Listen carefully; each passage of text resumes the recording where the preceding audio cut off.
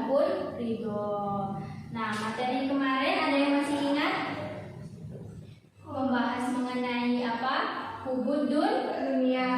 Ya, apa itu hubudun ya? Seorang yang menantikan urusan dunia. Iya, betul sekali. Masih ingat ya, Ibu anggap masih ingat materi kemarin. Hari ini kita memasuki materi baru mengenai syukur. Apa itu syukur? Ibu minta tolong dihapus.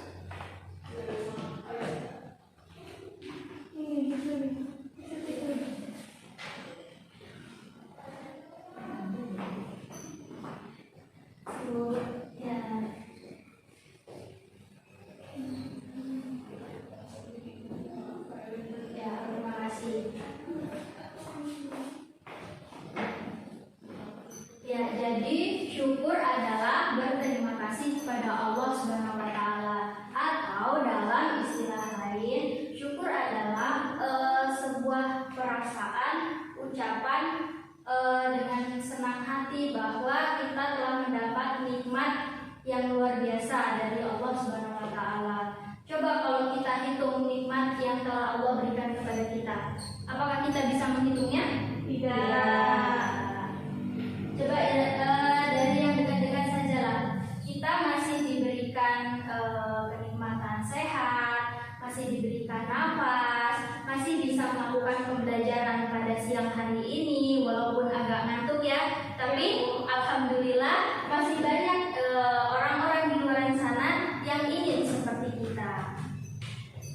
Nah, dalam buku catatan tersebut ada Quran surat An-Nahl ayat 18. Ibu minta tolong Hani untuk dibacakan mengenai kenikmatan Allah yang tiada hingga. Bismillahirrahmanirrahim. Wa in ta'uddu ni'matallahi tuhsuha innallaha ghafurur rahim. Artinya, dan jika kamu menghitung-hitung nikmat Allah, niscaya kamu tak dapat menentukan jumlahnya. Sesungguhnya Allah benar-benar Maha Pengampun lagi Maha Penyayang. Quran surah An-Nahl ayat 18. Ya, betul sekali. Dalam ayat Al-Quran juga banyak ya yang membahas mengenai kenikmatan yang Allah berikan kepada kita. Nah, lalu selanjutnya ada bentuk-bentuk syukur. Bentuk-bentuk syukur ada berapa? Ada yang tahu? Bentuk-bentuk syukur ada berapa? Ada 3. Ada 3. Itu sudah menggambar bagiannya di sini ya. Yang pertama, asyukru bil qalbi. Ya, betul. Asyukru bil qalbi. Apa itu asyukru bil qalbi? Bersyukur dengan hati, yaitu mengakui dan menyadari dengan sepenuhnya bahwa segala nikmat yang diperoleh berasal dari Allah Subhanahu wa taala. Ya, betul sekali. Asyukru bil qalbi adalah bersyukur dengan perasaan senang, bersyukur dengan sepenuh hati bahwa apa yang diberikan Allah Subhanahu wa taala itu merupakan suatu nikmat yang dapat kita rasakan hingga saat ini. Bagaimana cara bersyukur dengan hati ini? Yaitu kita selalu merasa senang dan kita merasa gembira. Lalu yang kedua apa? Bisa Bu? Ya, betul sekali. Asyukru bil lisani. Bersyukur dengan lisan. Apa itu bersyukur dengan lisan? Yaitu bersyukur dengan ucapan, bersyukur dengan kata-kata. Seperti apa bersyukur dengan kata-kata? Nah, ya betul sekali, dengan mengucap hamdalah contohnya, dan membaca doa-doa seperti misalnya kita setelah makan, bangun tidur, itu merupakan salah satu bentuk rasa syukur kita terhadap Allah SWT. Lalu selanjutnya apa? Amal. Asyukru bil amali. Bersyukur dengan amal perbuatan. Nah, ada yang tahu bagaimana caranya bersyukur dengan amal perbuatan? Ya, betul. Itu salah satu contohnya. Banyak sekali ya yang dapat kita lakukan dengan bersyukur dalam bentuk amal perbuatan ya. Contohnya dari anggota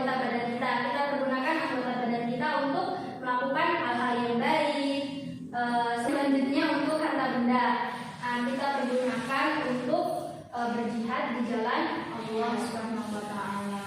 Nah, adapun menurut Al-Ghazali, bagaimana cara kita meningkatkan rasa syukur kita melalui anggota tubuh? Yang pertama melalui apa? Di situ ada melalui mata. Yaitu bagaimana kita melihat hal-hal yang baik, kita tidak melihat hal-hal yang diharamkan oleh Allah Subhanahu wa taala. Yang kedua melalui telinga. Ya, kita mendengarkan hal-hal yang baik seperti asma-asma Allah. Kita mendengarkan intinya hal-hal yang positif yang masuk ke dalam telinga kita. Yang selanjutnya lidah. Kita pergunakan lidah kita untuk banyak berzikir, untuk banyak menyebut nama Allah, banyak membaca Al-Quran, bacaan-bacaan yang intinya membawa diri kita, mendekatkan kita kepada Allah Subhanahu wa taala. Dan kita pergunakan lidah kita untuk menghindari perbuatan seperti ghibah dan lain sebagainya ya. Yang selanjutnya apa? Tangan, ya betul sekali. Tangan digunakan untuk melakukan kebaikan-kebaikan. Banyak ya kebaikan yang bisa dilakukan oleh tangan kita, contohnya bersedekah dan lain sebagainya. Nah, selanjutnya yaitu perut. Bagaimana sih cara kita mensyukuri nikmat Allah melalui perut? Yaitu kita memakan makanan yang halal dan baik, menghindari makanan-makanan yang diharamkan oleh Allah Subhanahu wa taala. Yang selanjutnya apa? Melalui keluarga. Seperti kita tahu ya. Nah, kita harus menjaga diri lah ya, intinya dari hal-hal yang tidak baik. Yang terakhir kaki dipergunakan untuk apa? Melangkah ke hal-hal yang baik, seperti misalnya pergi ke masjid, pergi ke majelis taklim, pergi untuk belajar, bukan malah digunakan untuk hal-hal yang mengundang maksiat atau yang menjauhkan diri kita dari Allah Subhanahu wa taala. Yang selanjutnya di sini ada qanaah, keutamaan qanaah, ridho dan sabar. Nah, dan ibu akan membagi kelompok kalian ke dalam 2 kelompok. Silakan kalian bagi masing-masing. Kalian presentasikan ke depan. Setelah itu kalian masing-masing membuat 5 pertanyaan atau 10 pertanyaan boleh. Nah, itu untuk nilai plus kalian. Nah, setelah pertanyaan tersebut kalian tulis, kalian gulung dalam bentuk kertas dan kalian berikan kepada teman kelompok kalian masing-masing. Nah, setelah itu lalu dikumpulkan ke ibu. Dapat dipahami? Ya, Bu. Ya, dipersilakan untuk didiskusikan. Oke.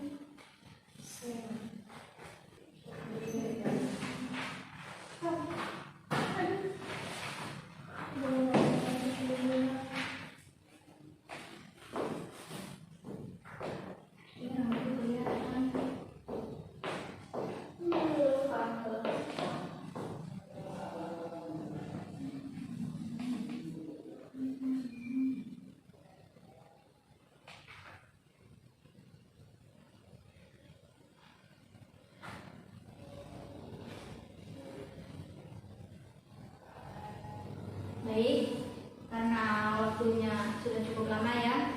Silakan kelompok pertama untuk mendiskusikannya.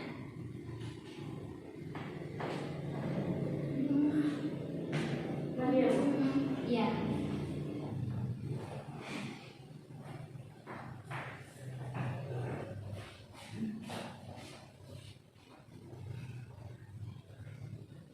Ya, dimulai. Baiklah, kami dari kelompok 1 akan mempresentasikan dari kami, yaitu qanaah yang akan dijelaskan oleh Iqbal. Silakan.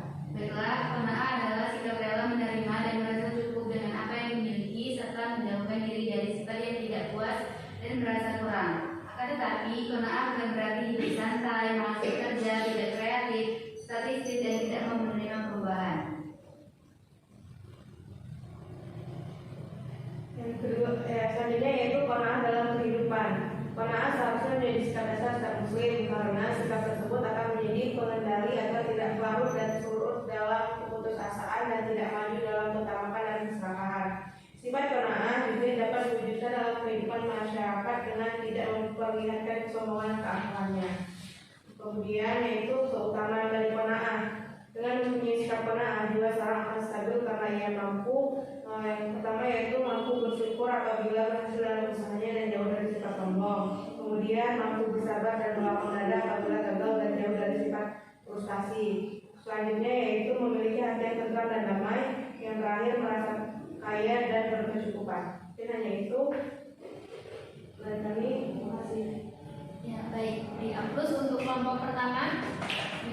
Ya, silakan dulu. Dan untuk kelompok pertama silakan tugasnya dikumpul ke depan. Taruh sini.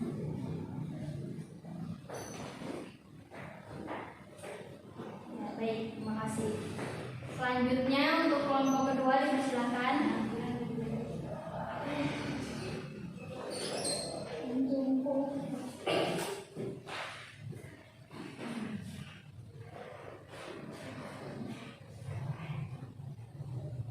Baiklah, kami dari kelompok 2 kami presentasikan hasil diskusi kami tentang ridho dan sabar. Yang pertama, pengertian sabar adalah menerima segala sesuatu yang terjadi dengan senang hati. Orang yang ridho menyadari bahwa segala sesuatu yang terjadi itu merupakan kehendak Allah Subhanahu wa Ta'ala. Yang kedua, bentuk-bentuk sabar. Yang pertama, orang yang sanggup mengalahkan hawa nafsunya karena ia mempunyai daya juang dan kesabaran yang tinggi. Kedua, orang yang kalah oleh hawa nafsunya, ia telah mencoba untuk bertahan atas dorongan nafsunya, tetapi kesabarannya lemah, maka ia kalah. Dan yang terakhir, orang yang mempunyai daya tahan terhadap dorongan nafsunya, tetapi suatu ketika ia kalah karena besarnya dorongan nafsu. Meskipun demikian, ia bangun lagi dan terus bertahan dengan sabar atas dorongan nafsu tersebut. Kemudian sabar juga diterapkan dalam 3 hal. Yang pertama, sabar dalam melaksanakan ibadah. Kedua, sabar dalam meninggalkan maksiat. Dan yang ketiga, sabar dalam menghadapi musibah. Selanjutnya akan dibacakan oleh rekan saya, Siti Amalia Maharani. Ya baik, selanjutnya itu ada keutamaannya. Orang yang sabar akan berhasil dan meraih cita-citanya. Ia akan memiliki jiwa yang kuat dan tahan uji menghadapi berbagai persoalan hidup. Hal ini sesuai dengan firman Allah dalam surah Al-Baqarah ayat 193 yang artinya, wahai orang-orang yang beriman, mohonlah pertolongan kepada Allah dengan sabar dan salat. Sungguh Allah beserta orang-orang yang sabar. Yang kedua, orang yang sabar akan dicintai Allah dan sebaliknya orang yang tidak sabar tidak dicintai Allah, bahkan justru diperintahkan mencari Tuhan selain Allah. Yang ketiga itu ada orang yang sabar akan tenang karena sesungguhnya sikap sabar dan ridho Allah adalah mencerminkan puncak ketenangan jiwa seseorang. Baik, itu saja. Ya, terus untuk kelompok 2. Dan untuk kelompok 2 tugasnya silakan dikumpul.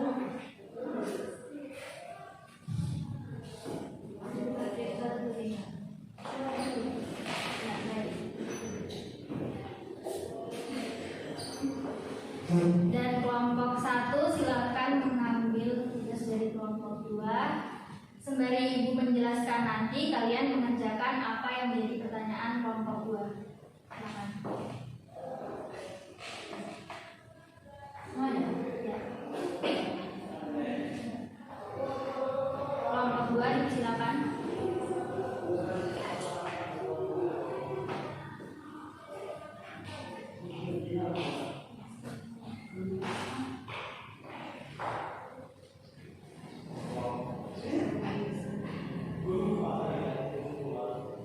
Ya, baiklah. Cukup bagus ya presentasi dari kawan-kawannya tadi.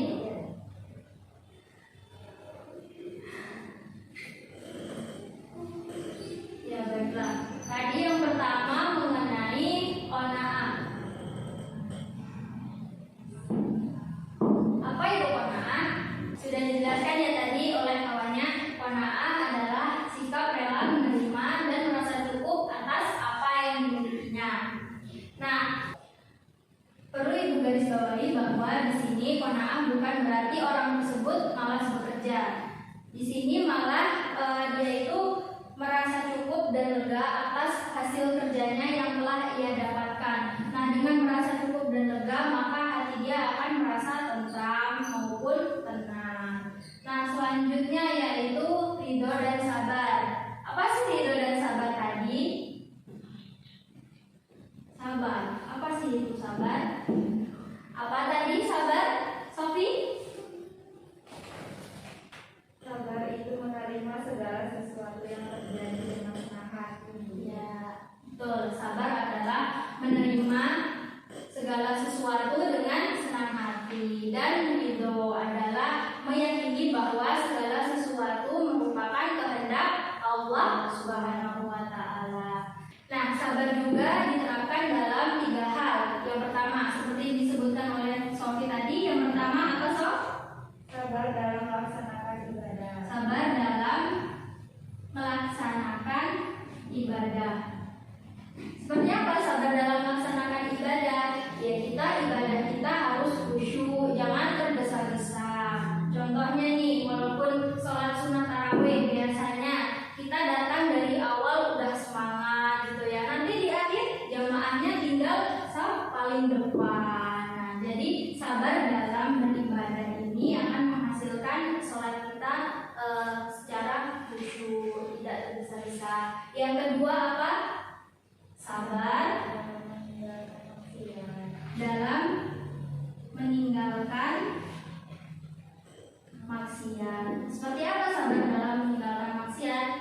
Ya, seperti meninggalkan hal-hal yang berbau zina, judi, maupun mencuri atau hal-hal lainnya lah yang buruk pada intinya ya. Yang selanjutnya,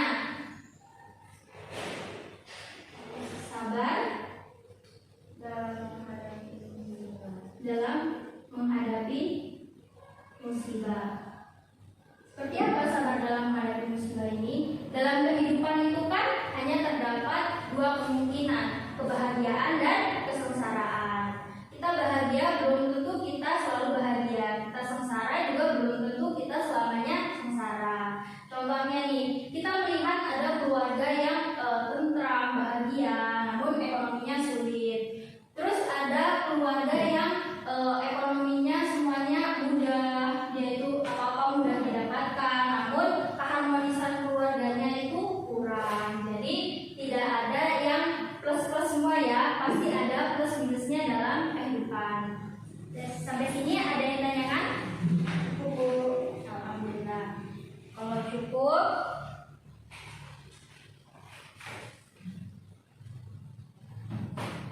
baik.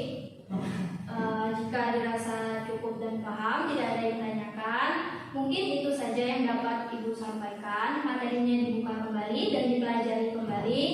Ketua kelasnya tolong dipimpin doa untuk penutupan. Baik, kita menutup pembelajaran pada siang hari ini. Ada baiknya kita berdoa terlebih dahulu. Berdoa dimulai.